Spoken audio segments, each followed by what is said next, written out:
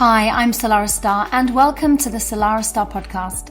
With over 20 years of experience, I've had the privilege of working with thousands worldwide and sharing my expertise across various media platforms. This podcast is your go-to resource for mastering manifestation and unlocking your ultimate magnetism. Hit subscribe so you never miss an episode, and let's dive in.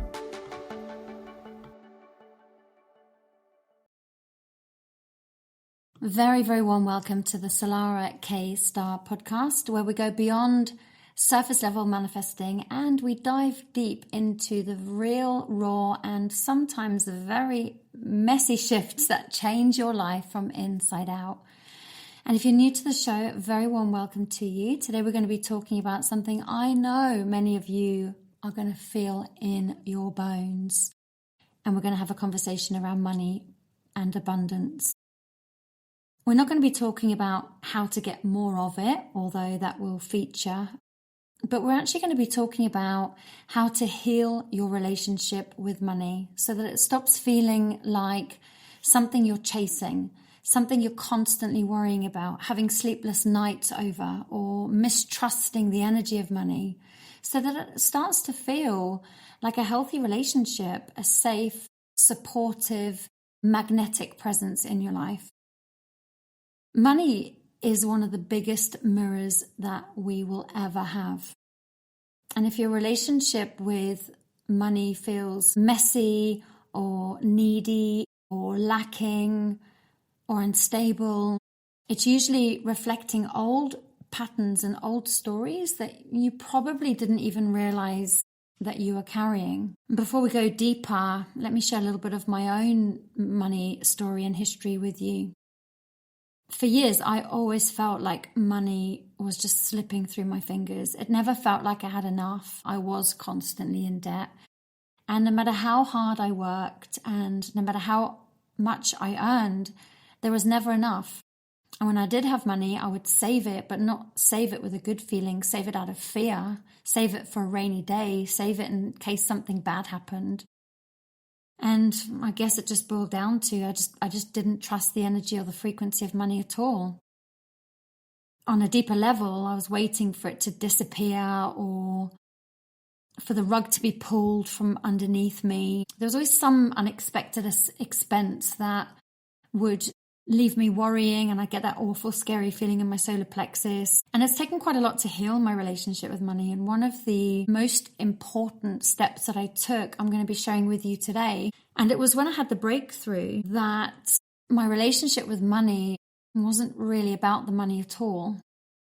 It was in a big part for me anyway, it was about the programming that I had absorbed about money growing up.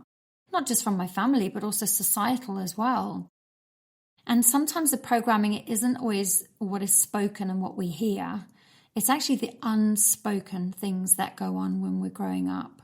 The unspoken beliefs that shaped how we feel about money, how we receive money, and even keeping money. And any association around greed was massive. And for me, I was programmed that people who had money weren't very nice people, and money was only for the select few amongst many other programs. So once I'd learned how to shift that relationship, and not just on the practical side, although that is very important, which we'll be sharing too, but on the subconscious and the emotional side. Because if you think about it, with any kind of manifestation, as Andy Dooley says, it's feeling first, manifestation second. So on the subconscious and emotional side is where a lot of the energy is shaping our reality. So when I started looking at that, everything began to change. Now, we do inherit patterns from our family, our caregivers, and your relationship with money is absolutely formed when you are young. It is shaped by what your parents or your caregivers said about money. Even the stuff that they didn't say, if they were constantly worrying, we would have picked up on that too. But also how they acted around money, how they responded to people with money or without money, and even how they felt about it when they didn't think you were paying attention to their actions. And maybe like me, you saw debt, you saw stress, you saw living hand to mouth at times. You maybe saw overspending or guilt around money. And maybe, like one of my dear clients recently, she was taught to window shop, but to never actually buy. Or you may have watched money come in and then just disappear as quickly. So there was never any left over. And those stories, they become your programs in your subconscious mind. And your programs determine how you see the world. And how you see the world determines how you react and how you respond. And how you react and respond determines the outcomes that you experience. And unless you rewrite those stories, you're going to keep playing them out in your adult life over and over and over, and embedding them even further. So the question is, like, how do you heal your relationship with money? I mean, I didn't even know that you could have a relationship with money. So just like you have a relationship with a friend or a colleague or a neighbor, you absolutely have a relationship with money too. It's how you feel about money, how you interact with money.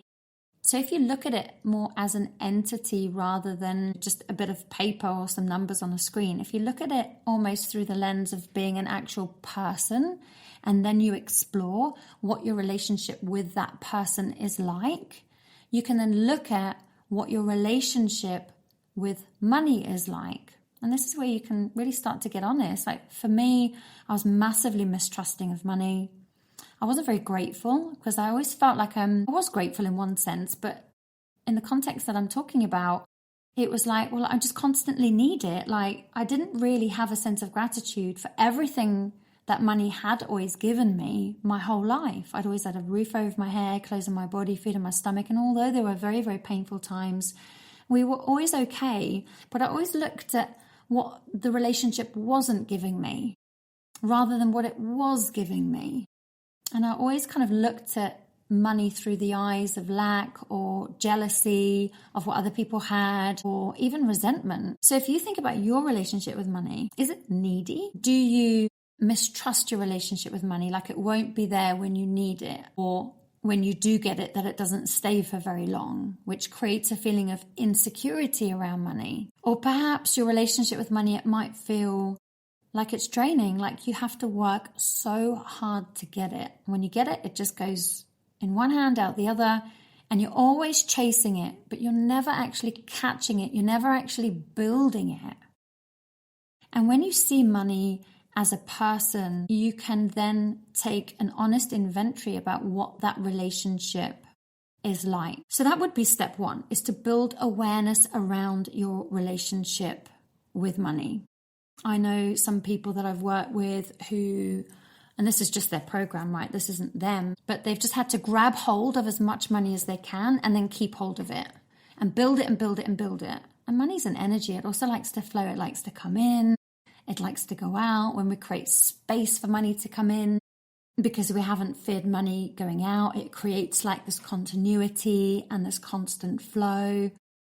But like so many people, the fear of not having enough, the fear of not knowing when the next bit is coming in makes us hold on to money, which creates a stagnancy around money as well. Now, it is important to be wise around money. We're going to be talking about how to become a good money manager. So it's not just about spending, the universe will pay that debt off, or the universe will do this, or God will do that.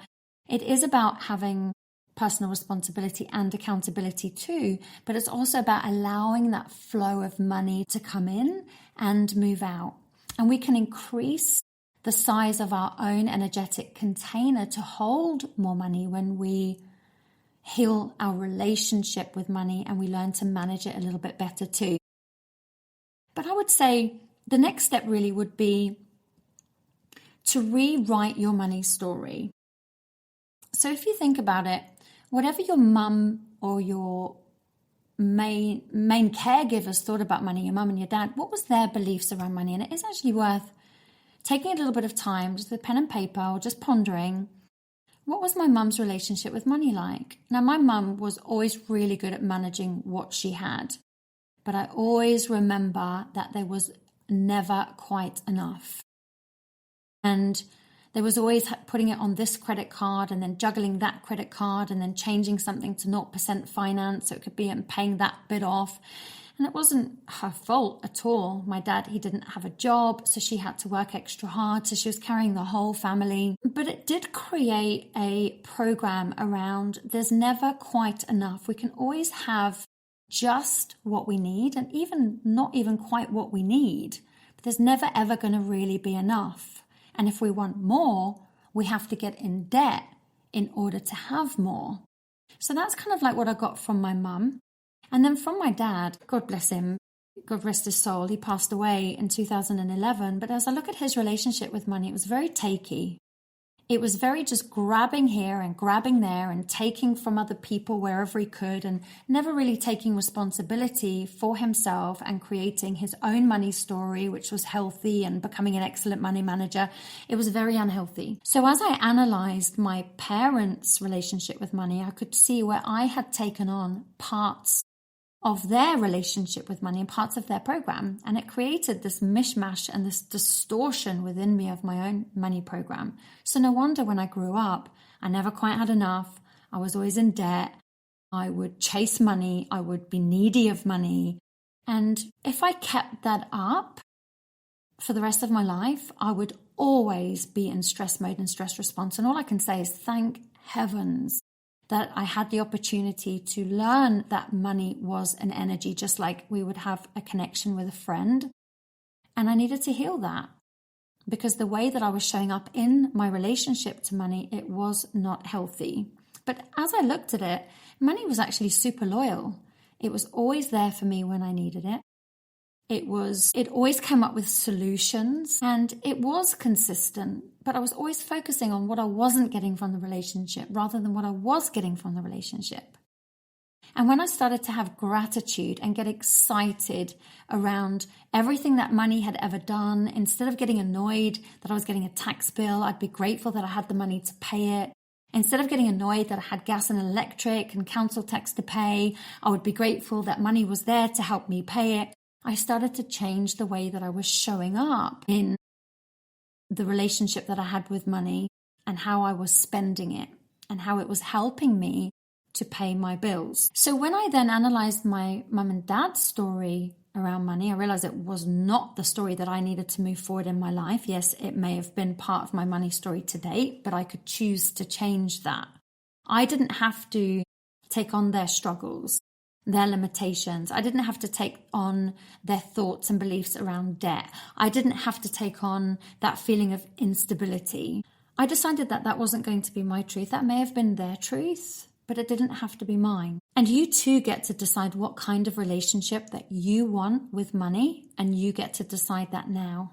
So do you want money to feel like your best friend that is always there, that always gives you extra joy and blessings and always shows up for you, not just when you need it, in those stomach dropping moments when an unexpected bill comes up, but all those times in between so that you can enjoy shopping trips here or there or going on holidays or giving to charity of your choice. Do you want freedom with money?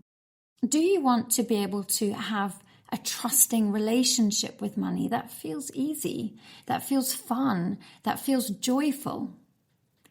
Because I'm here to say that you can name whatever it is you want your relationship to be like, and you can claim it. And you can do that by writing it down. And the way that you can do that is you can think of one of the best relationships you have with someone. You may not be in touch with them all the time, but you know that they're always there for you. And you know that when you hear from them, it's always easy. You have a good laugh. You have a good catch up. It's one of those connections that just feels easy and effortless. And you can have that relationship with money too. So when you're clear on your new relationship with money, I would put it somewhere that you can see it regularly and you can remind yourself, so that if you see like 5 pence or a cent wherever you are in the world on the floor, or you can get excited about it because money is showing you that it's there. When you look into your purse, you might see a small amount or you might see a note, Hey money, how are you? It's really good to see you, old friend. Thank you for being there for me. And it's celebrating money. It's celebrating the device that you are listening to this episode on, because money helped you get that device. It helps you keep that device. It's celebrating either the car you're driving in whilst you're listening to this, or whilst you're cooking your dinner. It's celebrating the pots and the pans and the electricity that money has helped you to buy. But we overlook all the good and we only focus on what is missing. So having that attitude of gratitude towards it is really, really important. And as I was thinking about this, I was thinking about the importance of building a strong, solid container so that you can hold money and your relationship with money well when it comes into your life. So this is more of the kind of practical side of things. And what I did, and I found it really useful, is I created a spreadsheet. I'm not that kind of person, by the way. I'm definitely not into numbers. I hated maths at school. But I also knew that if I wanted to have a good relationship with money, I would also need to become a good money manager. I would need to know what is going on in my financial life so that I could be familiar with it, so I could grow it. So I created my spreadsheet and I listed every single outgoing that I had. I did 2 separate ones for my business and one for my personal finances. So everything that I had going out. And I even created a little tab for my savings as well, which was something I was never able to do. I never had savings. I was always in debt. And what I learned along my journey with money, and quite a few wise teachers have spoken of this, that when we have an amount of money and it's a savings account, it acts like a magnet. And actually, we enjoy watching it grow. So even if it's like a small amount, like 50p or 50 cents or whatever your currency is in the world, or £20 a month or whatever that might be, it's making that commitment to put money aside so that you can enjoy it and watch it grow. You can have it for a goal or something nice, or you can create a separate one. It's entirely up to you.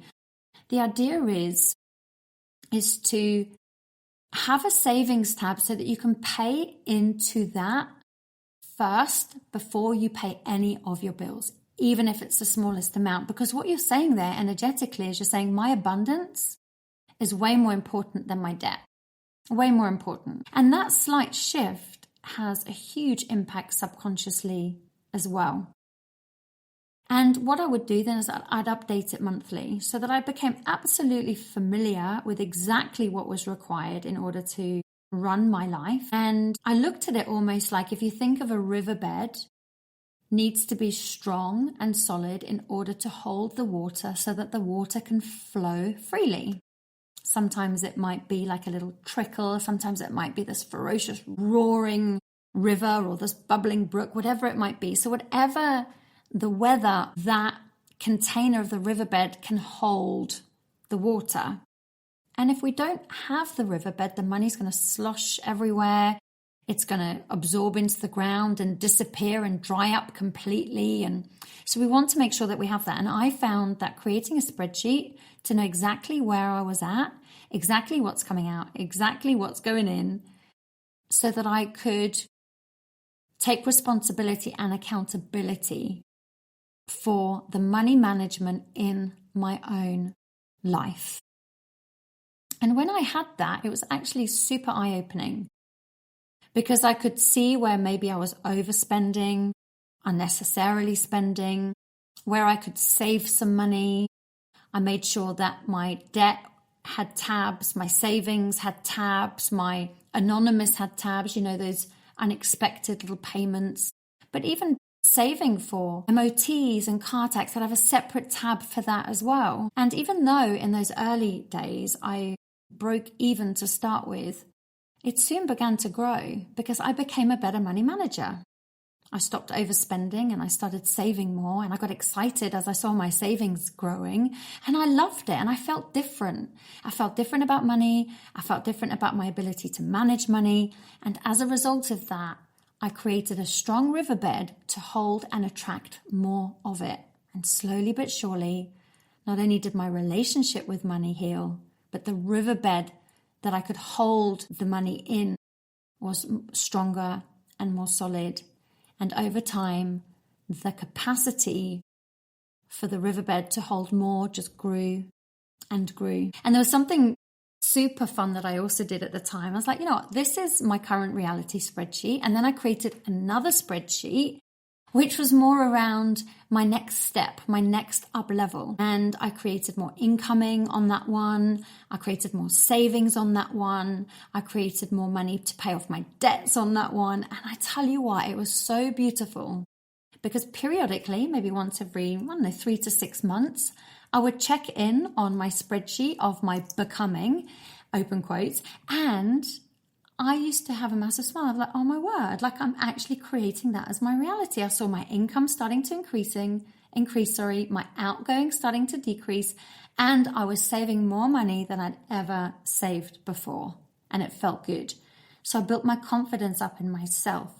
I felt like a sense of accomplishment as well. And confidence and that feeling of accomplishment, they just create more inspiration to keep going when we start to see that growth. So remember, building your container is going to be super, super important. And then with your spreadsheet, make sure that you update it monthly and you keep an eye on that. So those bills that you're too scared to open, that are piling up, energetically, that is going to create a real feeling of lack and fear and worry and doubt. And quite often it's never as bad as we think it's going to be. And what I used to do is another little tip for you. I used to write on my credit card statements, paid in full, thank you very much. And as I'm sitting here sharing this podcast episode with you, I don't have any debt, which is an absolute miracle because I was debt girl and I don't have any now. I've become an excellent money manager. I stay within the size of my container so I don't overspend, and I'm wise with what I do spend and how I spend it. I haven't always been like that at all. Like I said, I'm a terrible money manager and I've made massive mistakes in the past, but those mistakes have all helped me to get to where I am today. So remember, your little micro shifts are going to be really important. So celebrate any encounter with money. And it doesn't just have to be the physical money. Like I said, if you're boiling your kettle to make a cup of tea, money helped you buy that kettle. Thank you, money, for this, helping me buy this kettle. If you have a washing machine and you're putting washing in there and washing powder, money helped you get that. Everything that you're experiencing now, money has helped you to get. And having that sense of gratitude is going to be so important. Acknowledge it every time you buy groceries. If you see somebody else experiencing abundance, it's not that they've got and you haven't. It's universe, thank you for showing me what's possible. I activate that frequency within me and we see it as inspiration. And thank you, money, for blessing them. Thank you, money, for blessing them. Thank you, money, for being here for me. And treat it like an old friend that you love dearly and you're so grateful to have in your life. Now, there are going to be times along this journey, and maybe even whilst you've been listening to this episode, that doubt or a feeling of heaviness has come in. Well, that might be right for you, Salarah, but it's not the same for me. Or, like good never happens. Like, I would love to believe that this is possible, but there's just something inside of me saying that will never happen to me. You might feel that money is always out of your reach. I'm going to give you one of the most powerful bridging things you can ever do. It's called a bridging statement. So when that doubt, when that fear, when that heaviness comes in, and it will, and that's normal, you can use this bridging statement. I am willing to believe. And then end it with whatever feels most appropriate depending on that heavy feeling you're experiencing. I'm willing to believe I do have what it takes. I'm willing to believe I am worthy of great abundance. I'm willing to believe that money and I are good friends. I'm willing to believe that I am safe with money. And just finish it as many times as you can. And that I'm willing to believe feels so much easier and it feels so much better. And what it does is it keeps the door open. So instead of closing down and going back into fear, you're keeping the door open for a healthier, freer, more abundant reality. So you are building that bridge from that disbelief into that belief. So I'm going to create some money affirmations. I don't know if I've mentioned this before. I don't think I have actually. I'm on Insight Timer, which is a free meditation app. There's loads of amazing teachers on there on all different topics and subjects. If you type in there Salarah K Starre, you'll see I've got some very old meditations that have been there a long time, but I'm endeavoring to update them more and more frequently. So I'd go over and take a look at some of the meditations, see how helpful any of those can be where you are right now. And I'm also going to be uploading over the next week or two money affirmation audio that you can just play every single day to rewire your brain for success. And doing that alongside healing your relationship with money and becoming a good money manager and doing these affirmations, you are pointing yourself in a much better direction for financial success.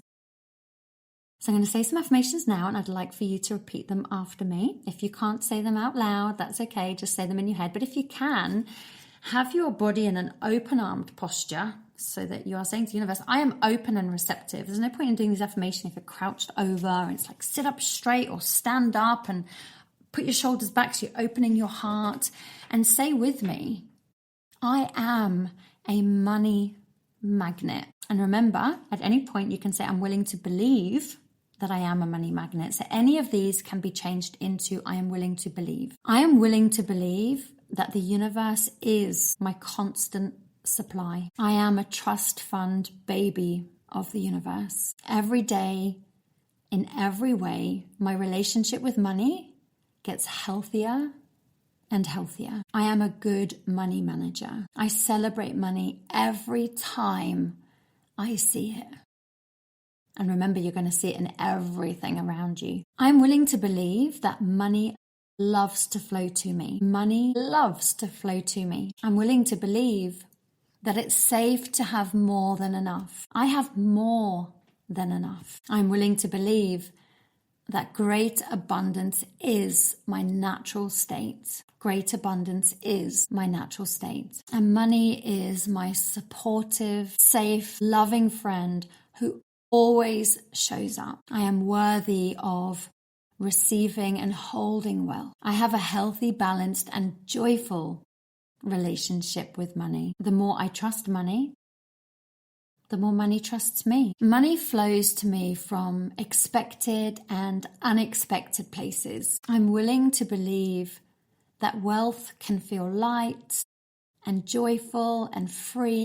I can do great things in the world with money. I attract great prosperity by being in alignment with who I really am. I am open to creative opportunities that increase my income. I'm grateful for money. I celebrate money. I can do great things for myself and the world with money. The more I receive, the more I can give. I believe money is my birthright. Abundance is always around me. And I absolutely welcome it in. Nice deep breath in. Oh, you might want to look at the timestamp of that if you want to come back to it. Like I say on Insight Timer, I am going to be popping up prosperity audio. So you can go back as many times as you like. And the app is absolutely free. My meditations are absolutely free. There's an opportunity to make a donation, which I always deeply appreciate. And I am mind blown how many different people from all around the world have commented on some of the audios. I had a look the other day. I couldn't believe it. Like people from all over. And I just want to say thank you to those of you who have left great reviews and sent donations. It means an awful lot to me. So I just want to bring another spin on the whole money conversation. I've also discovered that some of the deeper truths around money is that it's never really about money, which is interesting in itself. It's about worth. It's about your self-worth.